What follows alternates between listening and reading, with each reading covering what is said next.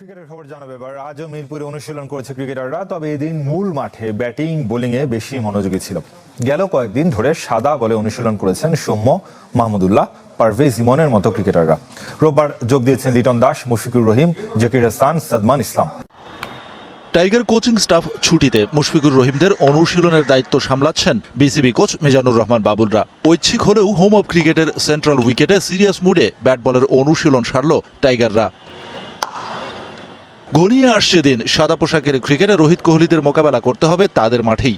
Senior citizen Mushfiqur Rahim যথারীতি মনোযোগী নেটে। On drive, of drive, sweep সবকিছুই ট্রাই করলেন পুরো নেট সেশন জুড়ে।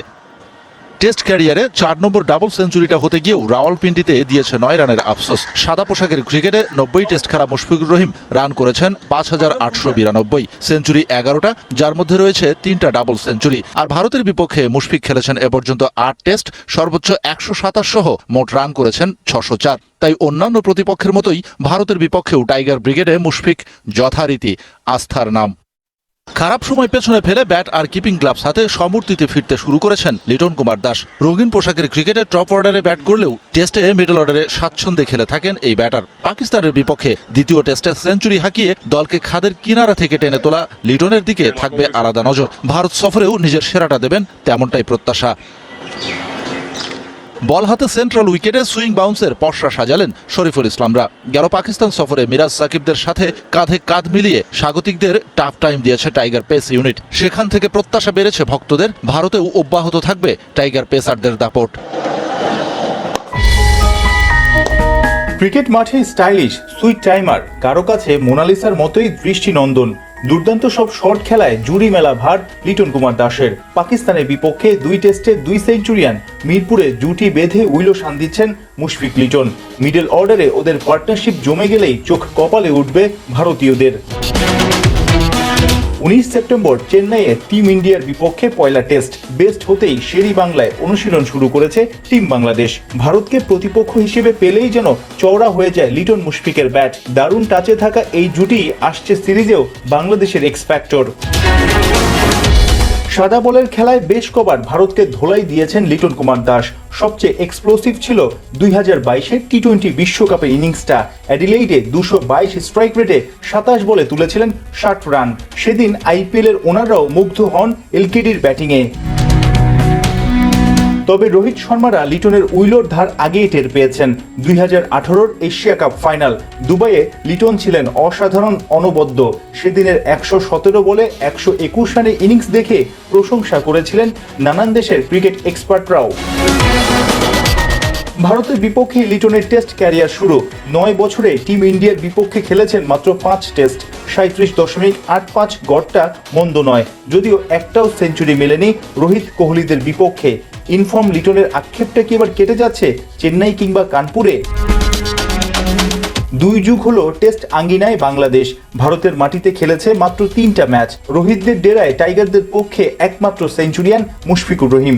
2017 সালে খেলেছিলেন 127 রানের ইনিংস। টেস্ট ক্যারিয়ারে 2বার ভারতের বিপক্ষে 3 অঙ্কের ম্যাজিক ফিগারে গেছেন মিস্টার ডিপেন্ডেবল। ইন্ডিয়ার বিপক্ষে গড়টা 44 ছুঁই। তবে লাল বলে ভারতের মাটিতে মুশির অ্যাভারেজ 55-র ঘরে। রবিবার লিটন মুশফিকের সঙ্গে অনুশীলনে ঘাম ঝরিয়েছেন জাকির, সাদমান, মুমিনুলরা। ইনজুরির কারণে পাকিস্তানের দ্বিতীয় টেস্ট খেলতে না পারা শরীফুল এখন অনেকটাই ফিট। লম্বা রান আপেই বোলিং করেছেন মিরপুরের নেটে। এদিকে কাল টেস্ট সিরিজের দল দিতে পারে ভারত। টাইগারদের বিপক্ষে স্পিন সমৃদ্ধ স্কোয়াড ঘোষণা করতে যাচ্ছে টিম ইন্ডিয়া। ভারতের স্পিন অ্যাটাক বাংলাদেশের জন্য অনেক বেশি চ্যালেঞ্জিং হবে বলে মনে করেন টাইগারদের সাবেক টেকনিক্যাল পরামর্শক শ্রীধরন শ্রীরাম। এদিকে হিন্দু সভা সংগঠনের পর সিরিজ বাতিলের ডাক দিয়েছে ভারতের ইনফ্লুয়েন্সাররা।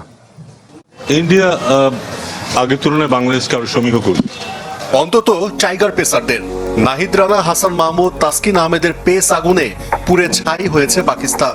ভারতও স্বস্তিতে নেই। কিভাবে সামলাবে বাংলাদেশি পেসারদের তা নিয়ে চলছে চুলচেরা বিশ্লেষণ। গেল কয়েক বছর ধরে পেস অ্যাটাক নিয়ে গর্ব করা টিম ইন্ডিয়া অবশেষে অতীতে ফিরছে।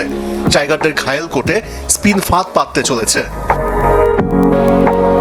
সোমবারের মধ্যে টেস্ট দল ঘোষণা করতে যাচ্ছে বিসিসিআই। সেখানে অন্তত 4 স্পিনার রাখার গুঞ্জন। রবিচন্দ্রন অশ্বিন ও রবীন্দ্র জাদেজার সাথে স্কোয়াডে থাকতে পারেন অক্ষর প্যাটেল ও কুলদীপ যাদব। টাইগারদের সাবেক টেকনিক্যাল পরামর্শক শ্রীধরন শ্রীরামও খোলাসা করলেন ভারতের কৌশল। ভারত বেশি শক্তিশালী, বিশেষ করে স্পিনে। পাকিস্তানের চাইতে বৈচিত্র্যময়। বাংলাদেশের জন্য খুব কঠিন হবে। অশ্বিন বাহাতি ব্যাটারদের বিপক্ষে বল করতে পছন্দ করে। এটা বাংলাদেশিদের জন্য চ্যালেঞ্জিং হবে।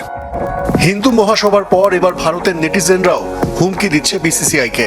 বাংলাদেশে হিন্দুরা নির্যাতিত হচ্ছে এই অভিযোগ এনে সিরিজ বয়কটের ডাক দিয়েছে। দেশটির বেশ কিছু জনপ্রিয় ইনফ্লুয়েন্সারও সিরিজ বাতিলের পক্ষে জনমত তৈরি করছে। তবে এসবের মধ্যেই 2 টেস্টের জন্য অনফিল্ড আম্পায়ারের নাম প্রকাশ করেছে বিসিসিআই। চেন্নাইয়ে দায়িত্ব পালন করবেন রড টাকার ও রিচার্ড ক্যাটেলবরো, আর কানপুরে ক্যাটেলবরোর সাথে যোগ দিবেন ক্রিস ব্রাউন। আন্তর্জাতিক প্রীতি ম্যাচের খবর জানাবো। শেষ মুহূর্তে কপাল পুড়েছে বাংলাদেশের। ভুটানের কাছে 1-0 গোলে হেরে গেছে লাল সবুজের প্রতিনিধিরা। 2016 ফিরে এলো 2024-এ। প্রথম ম্যাচের চেয়েও দ্বিতীয় ম্যাচের ভুল পাস আর মিস প্রশ্নবিদ্ধ। দুর্ভাগ্য নাকি বাজে খেলার ফল, যেটাই হোক আরেকটি পরাজয়ের লজ্জা বাংলাদেশের সঙ্গী। চাংলিমিথান স্টেডিয়ামের কষ্ট আর বেদনা আবার কতদিন বয়ে বেড়াতে হবে বাংলাদেশকে? বদলি কিংবা ওয়াচুকের সুযোগ সন্ধানী শট ফেরানোর সাধ্য নেই বাংলাদেশের।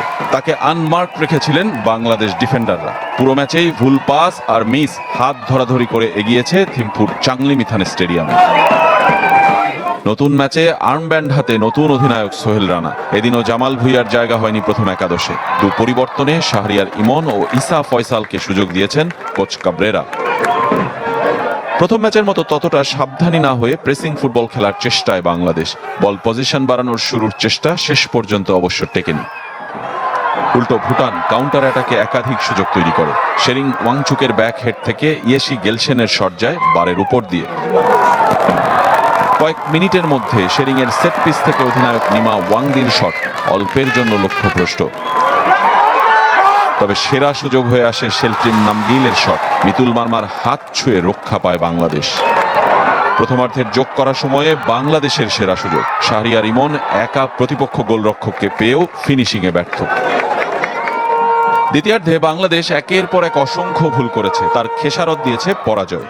র্যাঙ্কিংয়ে এগিয়ে থেকে এফসি এশিয়ান কাপে দুর্বল প্রতিপক্ষ পাওয়ার সুযোগ হাতছাড়া যেমন হয়েছে, তেমনি প্রশ্নবিদ্ধ দেশের ফুটবল সেই ভুটান লজ্জায়। পড়েছে পাকিস্তান দল, আর এবার সেই সমালোচনার মিছিলে যুক্ত হলেন দলটির সাবেক কিংবদন্তি পেসার ওয়াসিম আকরাম। বাংলাদেশের কাছে পাকিস্তানের এমন হারে তিনি বিব্রত বোধ করছেন। তো দর্শক, আপনারা কি মনে করেন বাংলাদেশের কাছে হারের কারণে কি পাকিস্তান এত সমালোচনার মুখে পড়লো?